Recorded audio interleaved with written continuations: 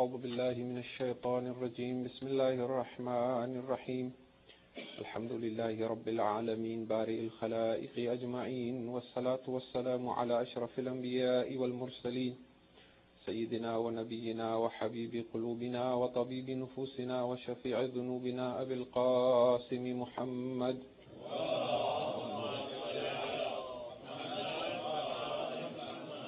ثم الصلاة والسلام على آل بيته الطيبين الطاهرين المظلومين واللعنة الله على أعدائهم أجمعين من يوم عداوتهم إلى يوم الدين أما بعد فقد قال الله تبارك وتعالى في كتابه بسم الله الرحمن الرحيم يا أيها الذين آمنوا استجيبوا لله وللرسول إذا دعاكم لما يحييكم صلوات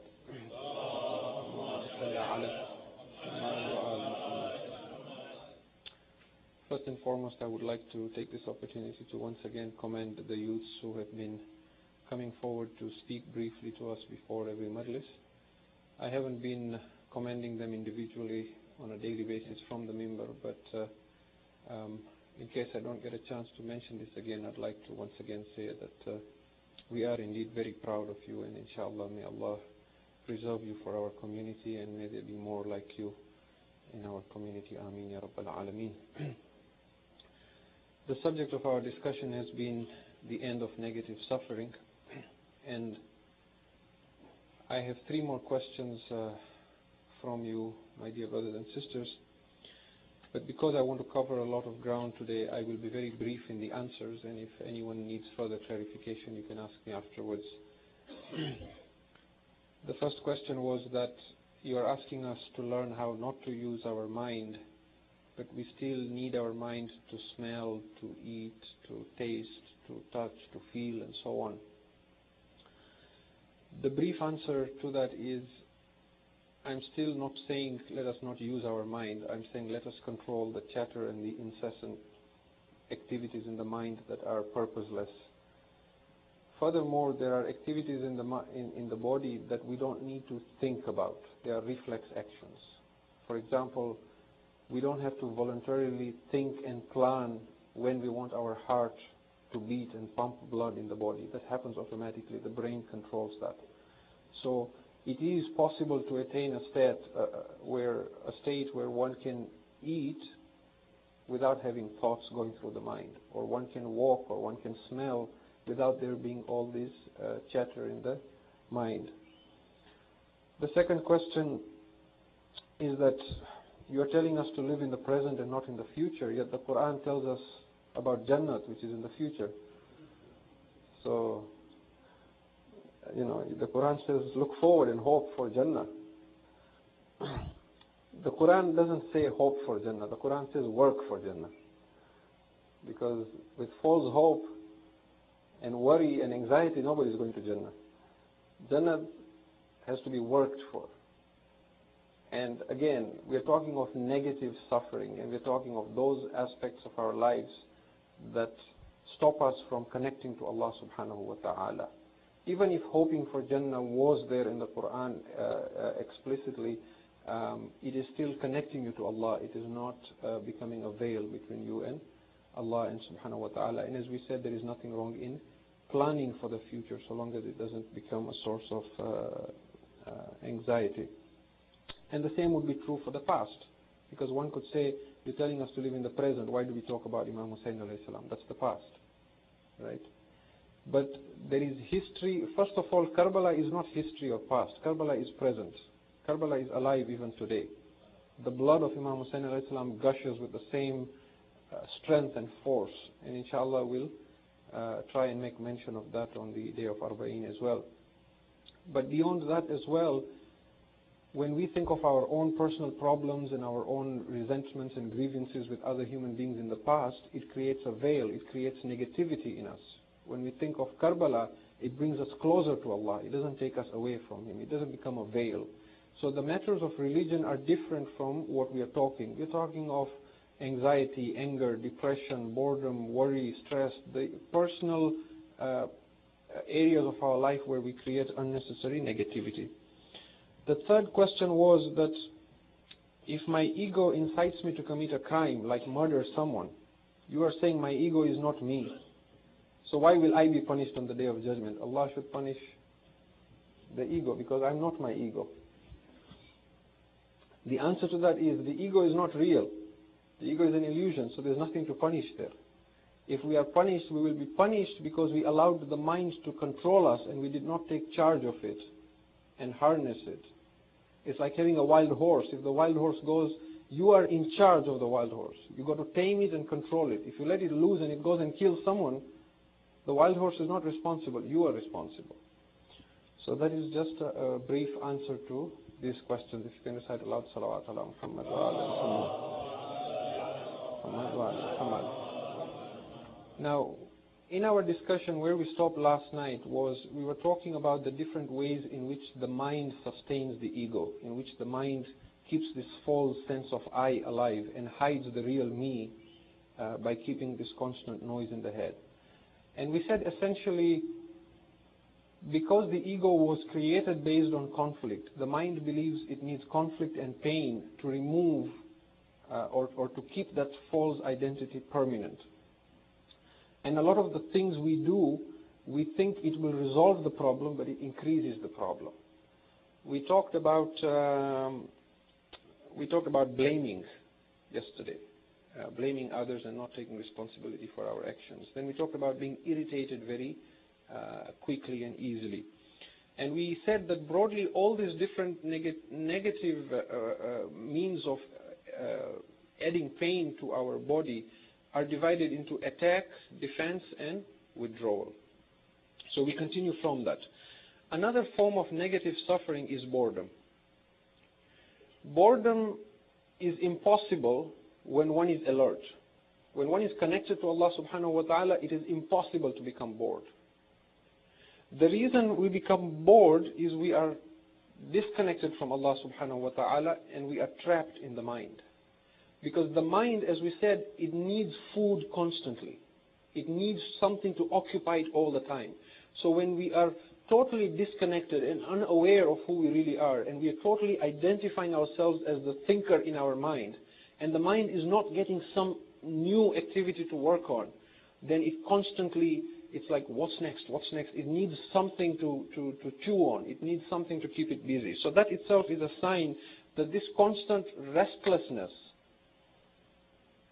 which incites us to feed the mind, is a sign of being disconnected to Allah. So next time, be careful before you say to someone, I'm bored, I don't know what to do. Because you're kind of saying to them, I'm unenlightened and I'm not connected to Allah, in a sense. The whole media, the whole industry of the media is based on this idea of keeping the chatter of the mind constant and occupying our minds. If everybody became enlightened, the whole media industry would collapse. If you switch on the radio or the television, you'll find there is this constant chatter. They're constantly saying something in a very excited voice. Now, if you didn't know the language and you switch on the television or the radio, it'll sound like they're saying something very important because of the way they're saying it with this excitement. But when you understand the language, you realize it's totally meaningless. You know, somebody once said this about songs. He said anything which is too stupid to be spoken is sung. And I haven't heard songs, but people who have tell me that if you take the words on the top of the charts, the lyrics and so on, and you look at the words, they don't make sense at all. They're totally meaningless. And as we talk about the need to turn inward and focus on silence, you will also begin to understand why Islam does not like music. You will see how these forms, outwardly there may be other reasons from a fiqhi perspective, but from a spiritual perspective you will see how they become a veil between you and Allah subhanahu wa ta'ala. And if you want to try this also, there is a way to do it, even though you understand the language.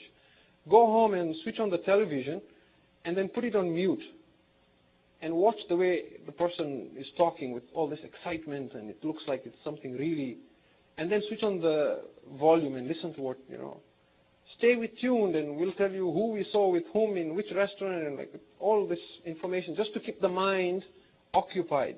But it's of no value very often. Another form of negativity that our ego uses to avoid pain or sustain itself is fear. Fear, insecurity, anger, the whole idea of fight or flight that we talk about. There is a question that people ask when we talk about fear being negative. They say, fear is good. You know, Allah put fear in us for a reason. There is fear of Allah, and then there is fear of everything besides Allah. And the common example people give is, I don't put my hand in fire because I'm afraid. If there was no fear, I'd burn myself. But that is incorrect as well. That is again the mind playing games. The reason you don't put your hand in fire is not because you're afraid, it's because you'll get burned. So to stop ourselves from putting our hand in fire, we don't need fear, we need common sense. It's as simple as that. And so fear is, again, a means by which the mind tries to defend itself and ward off anything that it sees as a threat. To the degree that even the compulsive need that we feel to argue, when people argue with us and we feel this need to argue back and not give in, when you drill down, you will see that the real cause is the fear of death. Death of the ego. We cannot afford to be wrong, because to be wrong is to die. And wars have been fought, and countless of relationships have broken because of this. This idea of I cannot be wrong, I have to be right in every argument. Anytime I argue with someone, I have to be right all the time. This is fear of the ego that it doesn't want to die. There is another form of negativity, which is depression and anxiety. There is a famous mystic in Islam by the name of Ibn Ata'Allah, who has written, short sayings or aphorisms. And in one of his short sayings, he says, the reason you are depressed is because you imagine Allah to be absent from your life, when in fact that is impossible. You are always connected to Allah subhanahu wa ta'ala. It is impossible to be disconnected to Allah subhanahu wa ta'ala. But when we are under the illusion that we are disconnected, then there are times when life seems so bleak and meaningless and so purposeless, and we feel useless. And then we indulge in self-pity. And that self-pity sometimes gets worse, and then it becomes a source of depression or anxiety. Self-pity also is a form that the mind uses to sustain the ego, because the mind believes that through self-pity it will remove the pain. But all it does is it makes it worse. So these are just some of the forms of negativity that we have been talking about. Once we learn to disidentify from the mind, once we learn that I am not the thinker, then there is no more the need to argue. There is no more the need to blame someone. There is no more the need to get angry and shout at someone. There is no more the need to argue and defend and fight with people, because there is nothing to defend. You begin to ask yourself this question, what are you defending? An illusion. What is it that you are fighting to struggle to keep alive? And the deeper we move into our consciousness and understand this, and we dissolve the ego, then the need to argue is removed. There is also worry and stress that we talked about at length, but again, briefly speaking, worry is when we start imagining things will go wrong. And again, the ego believes that by worrying about the future, it is preparing itself for the problem.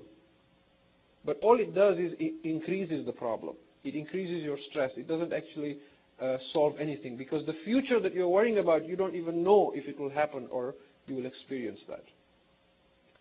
And then there is stress. Stress is when the present is only a means of getting to the future. When we are constantly running after the future. We gave that example as well. So stress is caused by this idea of I don't want what I have, and I want what I don't have. I am here, but I want to be somewhere else. And so the ego believes that through negativity it can get what it wants. Now when you talk to people individually, they will tell you, I don't want negativity. I don't want pain. I don't believe in pain. But the question to ask ourselves is, if you don't believe that pain is good, if you don't believe that all these negative habits that we've been talking about are not useful, then why do you do them? Why would you blame someone or argue with someone or worry about something? You see, what we say is one thing, but how we act proves what we believe. Deep down, we believe, or the mind believes, that these things are useful and help us. Because nobody wants pain. If we sincerely believed that it wasn't serving any purpose, why would you be resentful? You didn't like something somebody said to you or did to you. You become resentful. Now you don't talk to the person. You start sulking. Do you believe that is useful or is going to serve any purpose? Yes, you do. Because if you didn't, there would be no reason to create pain for yourself. You see, why would you create that pain? You are driving, somebody in front of you is too slow, so he irritates you. So you start honking at him. Why did you do that? Because you are irritated. Why are you irritated? Well, why did you honk to solve that problem of irritation? Because the mind believes that that will reduce the pain. Because you are blaming somebody, even though if you could open the window and curse him, that would have been more satisfying perhaps. But since you can't, so that honking is supposed to transfer the blame. That, by the way, you are to blame for my irritation. But that person goes away, doesn't even hear you. So now who is more frustrated? You are more frustrated. So you have just escalated the problem for yourself. Okay? So the question is, are you choosing this feeling by choice? Do you have a choice? Or are we so addicted that we have no choice? And so in anything that is negative, there is absolutely no benefit in adopting any of these habits. Whenever there is a problem in life, remove yourself from it, accept it the way it is, or change it. Talk to someone. Again, we are not saying that just keep quiet and don't feel any pain and then don't do anything about it. No. You can speak to someone about it and say, you know, what you did was not useful or unacceptable, without allowing the person to drag you into an argument. Because remember the technique we talked about yesterday, where you watch your mind as it feels the need to shout back or argue. So you talk. Communication is key, whether it's with a relationship you have with somebody at home or whether it is when you come to the mosque.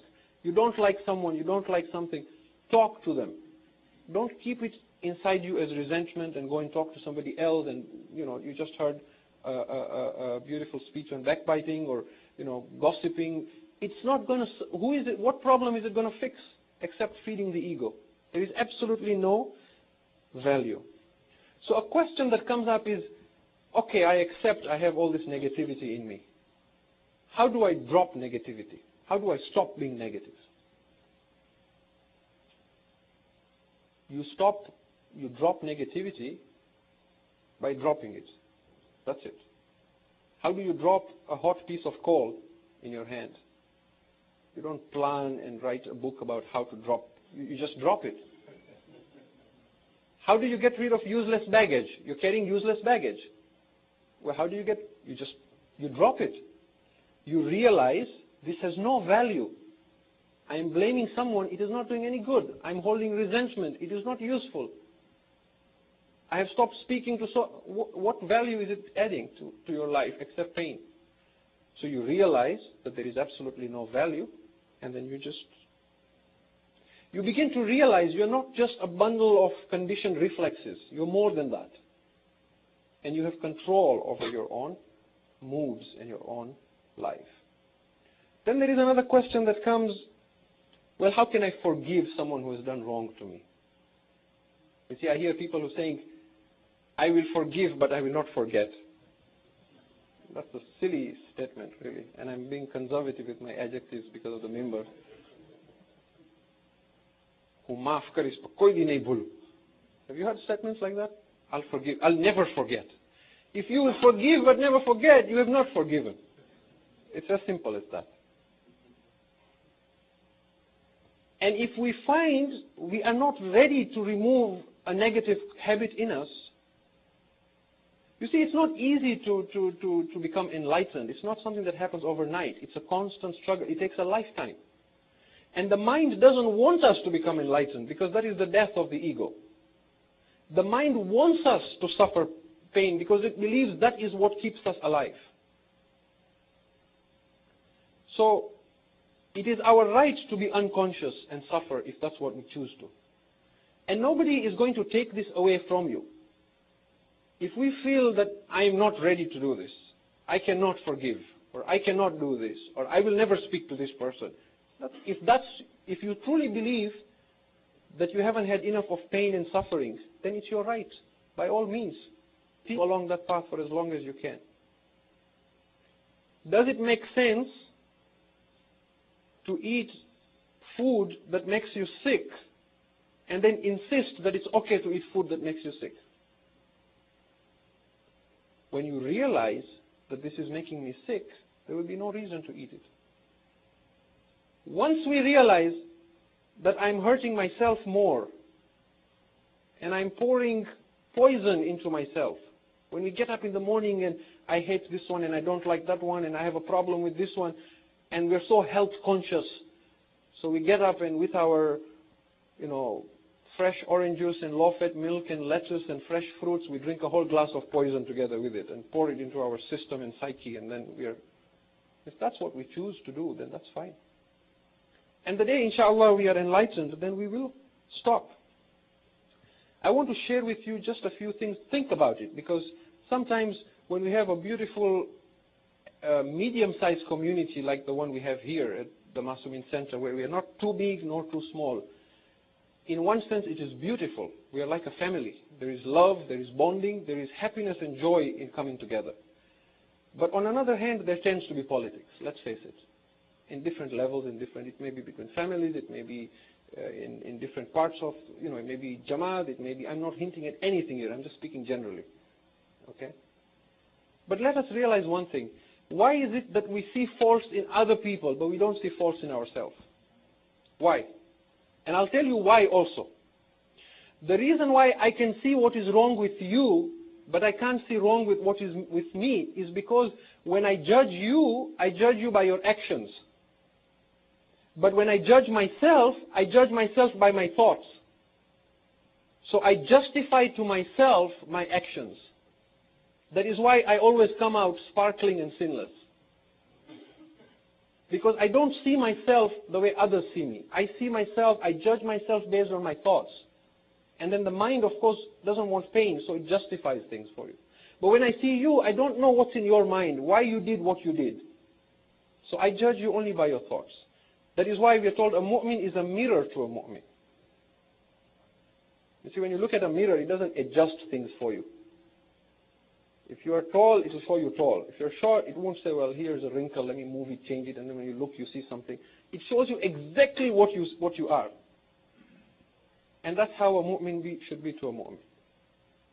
And that's why we sometimes need to have that relationship as well with others. So we need to realize that we won't always be surrounded by enlightened people. We all come from different families, from different backgrounds. We were brought up in different places. Some of us came from large families, small families, rich families, poor families, Africa, India, Iran, Pakistan, born here. There is all this culture. It's a beautiful mix, but there is bound to be strife. You see, a green apple is sour, a red apple is sweet. But before the red apple became red, it was first green. So, if I am already mature in my thought and emotionally mature, and I think I'm at some level of enlightenment, for example, and I see myself as a red apple, very sweet, I should not judge and be intolerant to the green apple that I see. Because I need to realize that I too was once a green apple. And he or she will one day also ripen if I give him or her the chance to do so. Right? So there is need for some tolerance. this brings us to the end of our discussion in terms of the games the mind plays and how the mind sustains the ego. If you can recite aloud, Salawat ala Muhammad wa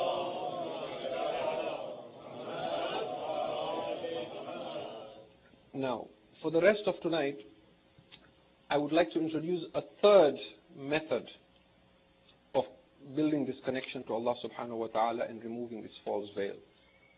I have introduced two techniques already. The first was becoming present, living in the now. We talked about taking deep breaths, removing thoughts from the mind, and then saying what is wrong with now, and the whole session we had on that. The second technique we talked about yesterday was you disidentify from the thinker, you sit in meditation, and you watch your mind as it thinks. So you become the witness, the silent watcher of your mind. The third method of discovering the meaning of life and living the real life and connecting to Allah subhanahu wa ta'ala is learning through nature, by observing nature, plants, and animals. And I want to talk about that a little bit. You see, there is no life form on this earth that corrupts and pollutes the earth that sustains it, except human beings. And there is no life form that suffers negativity except human beings. We are the only creation, maybe jinnat or the others, who have this negative suffering. Have you ever seen a depressed dolphin? Or perhaps a frog who suffered from a lack of self-esteem? Or maybe an unhappy flower? Or maybe a stressed oak tree? Or a bird that carries resentment and hatred in its heart? You won't see that. You will only see that in human beings. And no animal in the wild is neurotic. Only human beings become neurotic. And when you find animals who become neurotic, you will find they are the ones who have lived close to human beings. Maybe cats or dogs, you'll find some of them neurotic. And that is because of their close association to human beings. But if you look at animals in the wild, none of them is mad or neurotic or depressed or... Why? Does it not strike you odd that we are more intelligent, but we suffer more? We should have the means of not suffering, yet they are so happy and we are suffering. Could it be that the very same mind by which we boast to be superior is the obstacle that is causing the suffering? Could it be? This is something to think about. Let's take an example of a cat, for example. You'll never find a cat that can't relax, or a cat that waits for the weekend to relax. It says, when it's Saturday, then I'll take waiting for the long weekend to relax, right? Look at it, and what we want to learn in terms of how to observe animals. When you're observing an animal, don't make any judgments. Don't label it. Suspend your thoughts and then just watch it. Watch a cat, how it walks with the grace. It's extremely graceful the way it moves. And I'm giving this example because I know many of you may even have cats at home. After a while we forget. It's like part of the furniture. We don't look at it. But just look, somebody once said God created cats so that humans would know the pleasure of petting a tiger. They're beautiful creatures. You should watch a cat when you take it to a new home. Let's say you have a cat that's always lived in one home. I have actually observed this. If you take the cat and take it to a new home and just drop it there, first it will stalk like a tiger. It will walk around every room. And you'll almost laugh at it because it's walking like a panther. And it's just a little cat. You could probably kick it, but it's walking with as if it's a cheetah, or like it'll crawl and go through every room and observe and watch, and it's getting used to its environment. Then once it's seen the environment once, it will come out, find a cozy spot, and then it will sit down and relax. And then when it relaxes, that's it. And it's so beautiful. Artists even try and paint this kind of a scene, just to capture the grace and the beauty and the composure that you would find in such an animal. You can observe this in a dog as well. It may be that the chemistry of a dog doesn't go well with insan, because of which it is considered to be najis or najisul ayn and makruh and not recommended and to keep at home and so on. However, you will see the loyalty in a dog, the aliveness, always happy. You give it something small, wagging its tail, it's never upset or depressed or. What we learn when we use these animals as teachers, we learn how to surrender. We learn how to be real. We learn how to live and die without making living and dying a problem. We learn how to live in the now just by observing them. You just watch them. Why is there so much pleasure in watching birds, for example? Have you ever observed that? When you see a robin outside on your backyard or something, you'll crowd in the window, 3, 4 of you looking at, oh, look at the bird. What's there in the bird? Or if you have a bird feeder, you just get pleasure just watching them eating. And why? Because they are so much in the present. They don't seem at all worried or stressed. And what is it that we can learn from just observing these animals? If you still can't understand what I'm saying, then my recommendation would be make sure this summer you make a trip to the zoo. Very important. Whenever we go to the zoo, we take our kids. The kids don't need to go to the zoo. We need to go to the zoo. Because the kids don't have a problem. They are happy. We are the ones who are stressed. Please, go to the zoo. Watch the polar bear. Watch the tiger. Just watch them. Just see how much they are more alive than we are. Until a human being becomes enlightened, an animal is more connected to Allah than a human being. Because it doesn't have that veil. An animal does not, by virtue of not having a mind and a memory like ours, it does not accumulate unhappiness. And therefore it doesn't project or create this illusionary self. Beside me, masters in life. Some of them were cats, and a few of them were ducks. He says, these are my teachers. We have a lot of parks here. If you go there in summer, you will see a lot of ducks there. Just watch how gracefully and how peacefully and how dignified. They're just floating along very happily. Sometimes one duck will cross the path of another duck. If you've spent enough time watching them as I have, right, you will know. Sometimes if one duck crosses the path of another, there'll be a fight. And then they've kind of trespassed in each other's, they've encroached on each other's space. They'll fight, and then they'll separate. And then again, peacefully, as if nothing happened. They'll flap their wings a few times as if they're releasing any negative energy in them. And then as if nothing happened. Now children are like that. That's exactly what we say, isn't it? When we are at home and children fight, we say, oh, leave them. They'll be friends. They'll fight over something, a toy or something like that. And then after they finish fighting, you leave them half an hour. They're friends again. Now we were like that. What changed? Why can't we be like that? Maybe I'm unenlightened, you are unenlightened. So we fought here yesterday. You said something to me, I said something to you. That's fine. Now does that mean we don't talk to each other for the rest of our lives? How unenlightened that is. It's almost as if I need to say, let us become like children, or let us be like animals. Right? So there is so much and this is natural wisdom that Allah has kept in all His creation, that they look for the simplest thing to celebrate. What does it take to make an animal happy?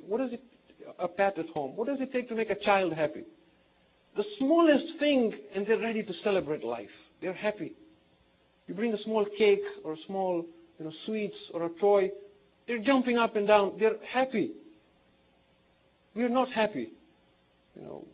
The more we get, the more we want. There's something lacking. What is it?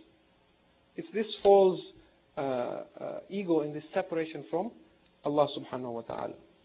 What do you think Rasulullah sallallahu alayhi wa alihi wa sallam, Allahumma salli ala Muhammad, what do you think he meant when he said if you would have trusted Allah as He deserves to be trusted, He would have fed you the way He feeds birds. This is tawakkul. This is trust in Allah. How much trust do you have? He says, if you would have trusted Allah as He deserves to be trusted, He would feed you the way He feeds birds. And Allah mentions all these things in the Quran. That look at, we say all these thousands of things. Allah has thousands of species, animals and sea life and plants. Allah has created. These are all His signs. These are all His nishaniya. But we don't take time to look at them. We look at them with all these labels and judgments. It's like when we are in the mind, when we are the thinker, we see the world in a 2D flat manner. When we become enlightened, when we watch with our real being, not with the mind, suddenly it's like watching things in 3D. The whole world wakes up. You're driving to work, you'll pull over and just watch a tree. It's like, oh my God, I never noticed this was so beautiful. And it doesn't even have leaves yet. Winter, just twigs. But there is life in it. You begin to feel you're connected to it. أَوَلَمْ يَرَوْا إِلَى الطَّيْرِ فَوْقَهُمُ الصَّافَّاتٍ وَيُقْبِضْنَ. Allah says, do they not see the birds above them, how they extend their wings and contract them? Allah is saying, look, what is it He wants you to see?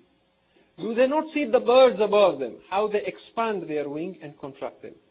مَا يُمْسِكُهُنَّ إِلَّا الرَّحْمَنِ. Nothing holds them in the air but the merciful Lord. This is Quran. Science has its own theories. There is drag and there is lift and there is aerodynamics and there is this and there is that. That is all fine in its place. But Allah is saying, I am the lift and I am the drag and I am the aerodynamics and I am the light of the heavens and the earth. I am that light in all the atoms in everything you see. مَا يُمْسِكُهُنَّ إِلَّا الرَّحْمَنِ. I am holding them up in the air. So to see a bird and be present without the mind is to see Allah performing a miracle. To see a child being born is a miracle. To see a person dying is a miracle. When you learn to see without the mind. There was another enlightened person. He says, there was this person who could sit in meditation with such stillness, even a hair would not move. So somebody asked him, how did you learn to sit so still? So perfectly still, you don't even blink. He said, I learned it after watching a cat watching a mouse hole. I learned how to meditate from a cat. Have you watched a cat how it watches a mouse hole? It just sits there.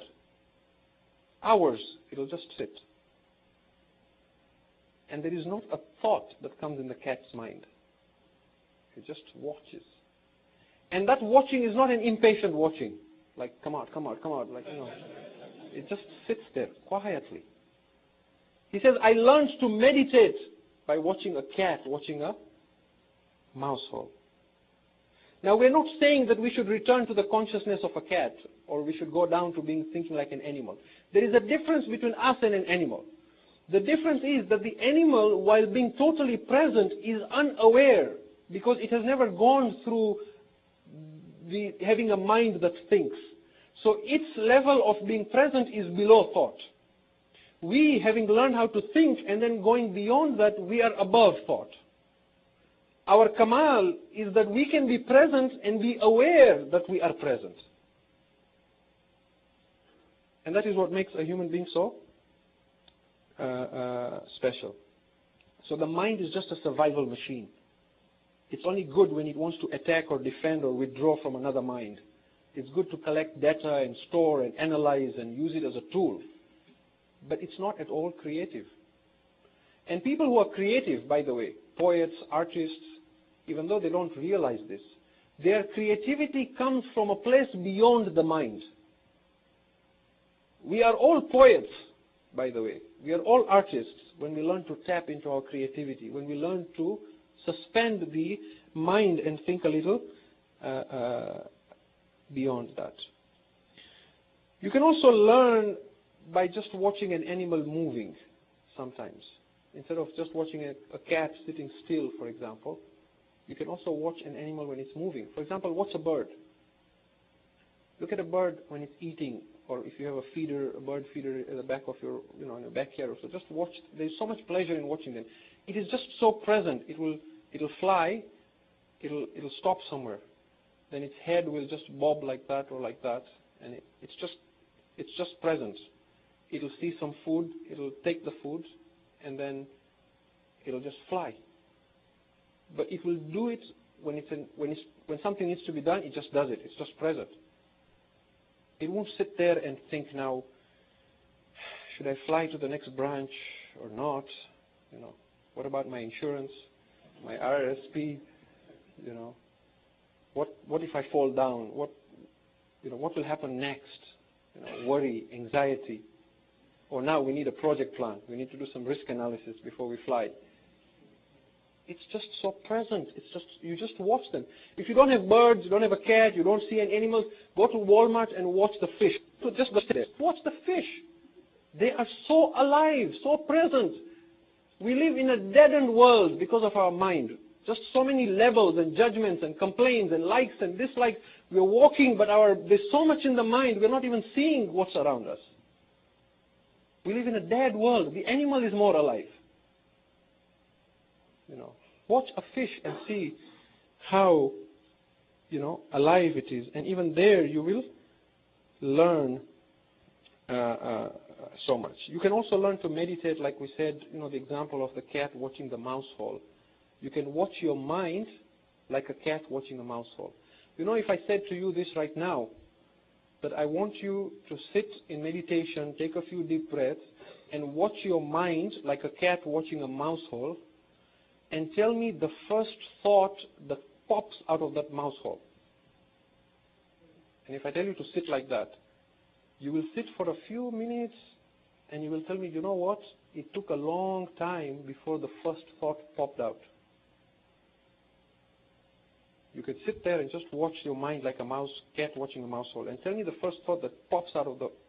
Why is there no thought now? Because you are present. When you are present, you learn to control the thought. Also from other parts of nature, look at the heavens. On a dark night, look at the only time we see stars is when we have a blackout, like August of last year. But sometimes you can go a little up north. I never believed there were so many stars in the Canadian sky. I always used to say the African sky is where you see stars. But August of last year, I was just amazed because I didn't know the Brampton sky has like billions of stars. And there is awe. It is so still and so silent, yet it is so alive. So still, you sit in front of an ocean. The waves are moving. They're making noise, but yet it is so silent. There is such depth in it. It is moving, yet it is so still.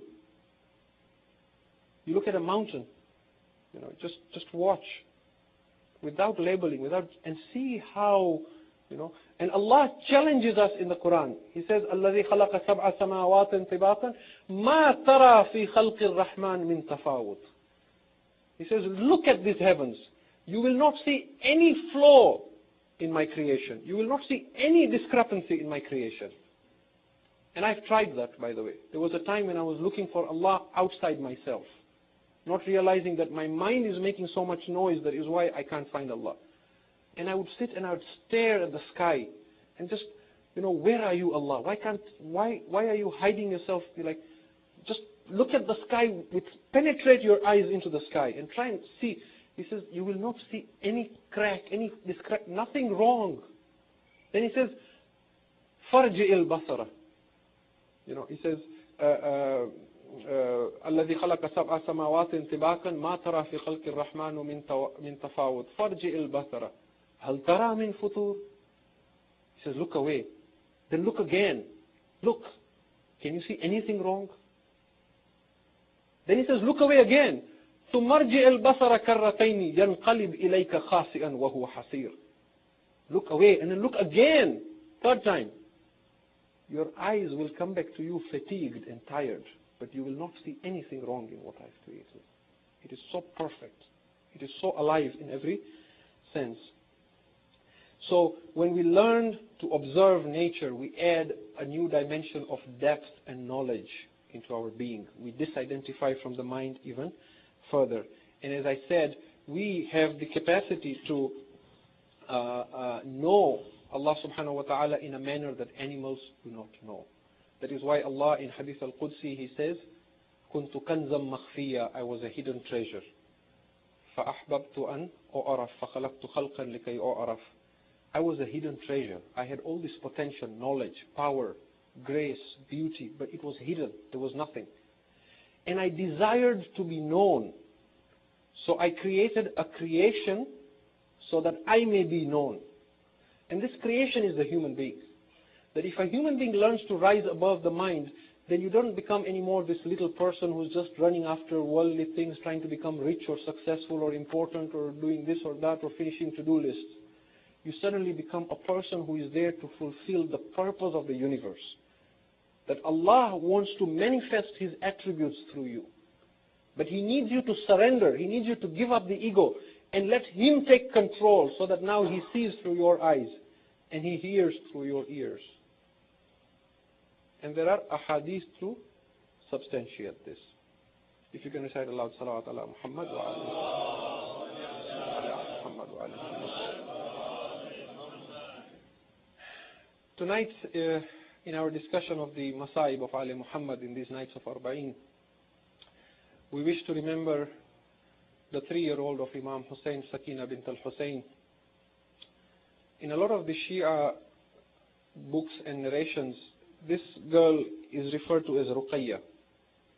But in our culture, in the Indo-Pak and African culture, ziyarat, and you see where they are buried, where Sakina is buried and where Ruqayya is buried, you will see that Ruqayya is buried where the prison was, which was closer to the palace of Yazid. And therefore it makes sense that she was called Ruqayya and not Sakina.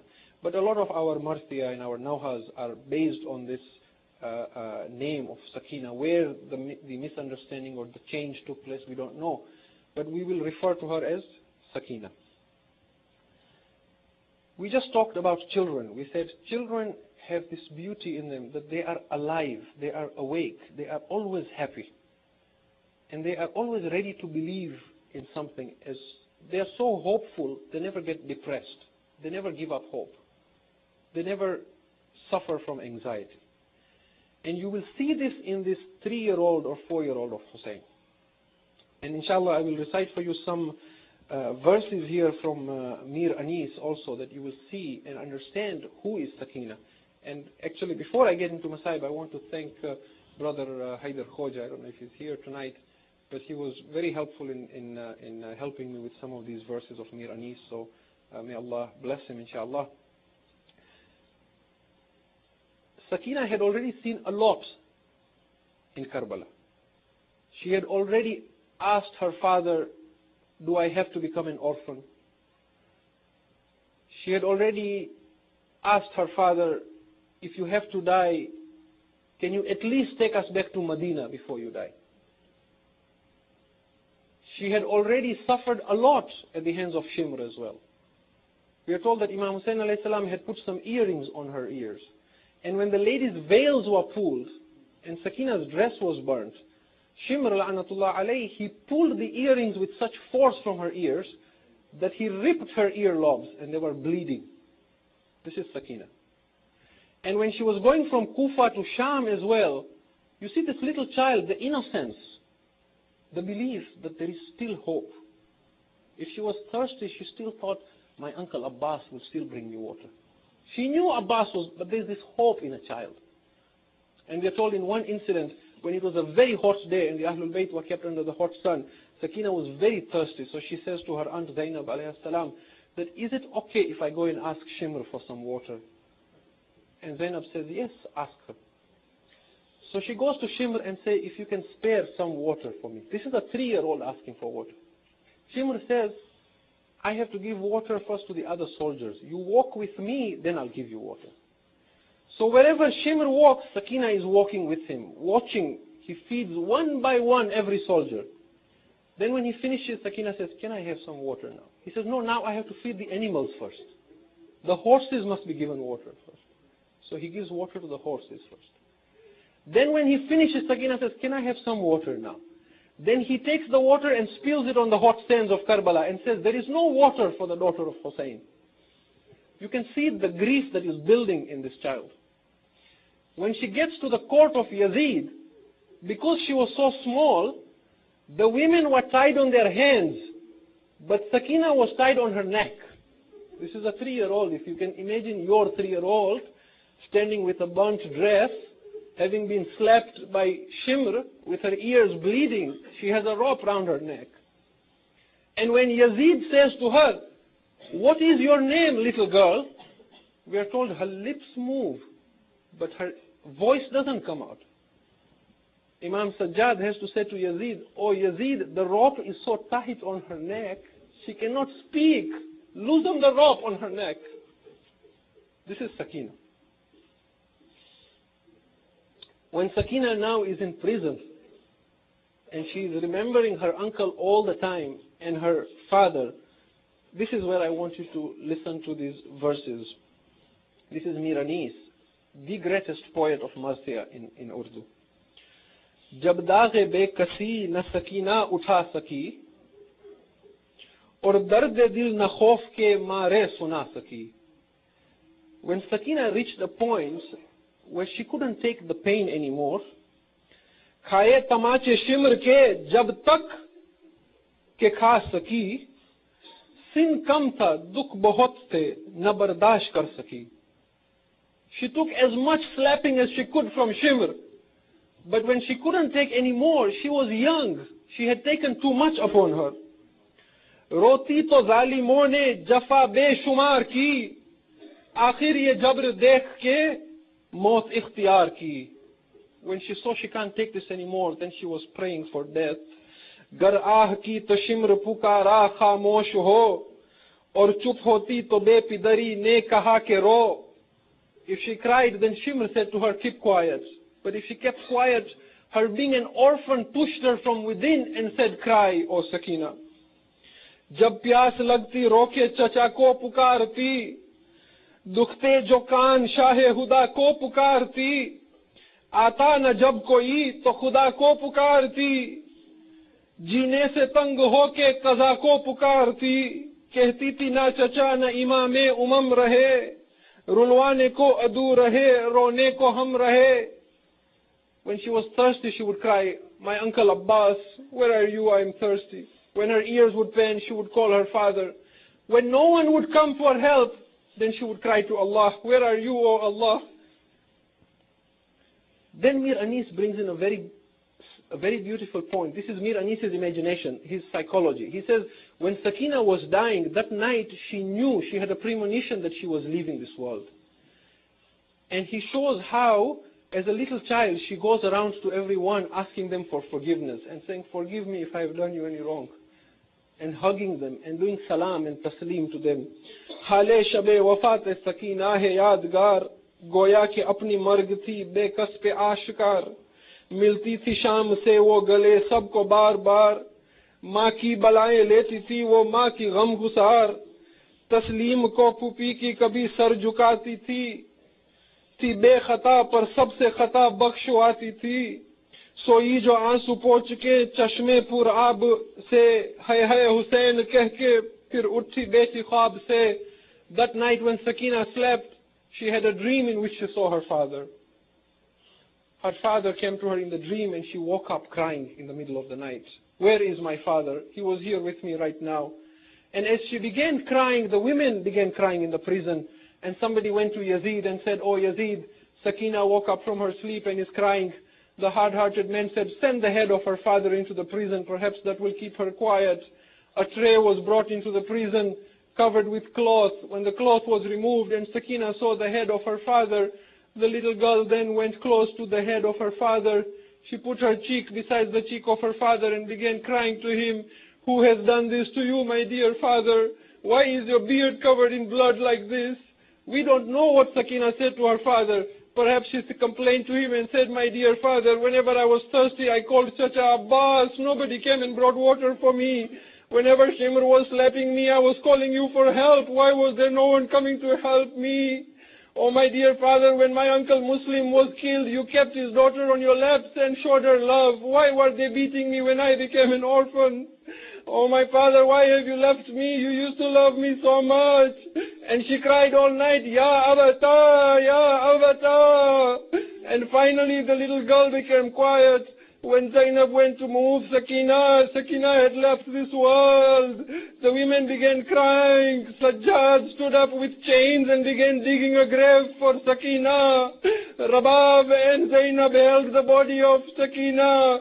Yazid sent a ghassala to wash the body of Sakina. There were so many wounds on her body, the blood and the cloth was stuck on her body. Imam Sajjad said to the people from Yazid, take the coffin back, we will not bury her with your coffin. He put his sister in the little grave in the dark night and covered the grave. Rubab was left crying on the grave of Sakina. Oh Sakina, you wanted to go back to Medina. Oh Sakina, I have lost Asghar already. Oh Sakina, what will I say to Sughra?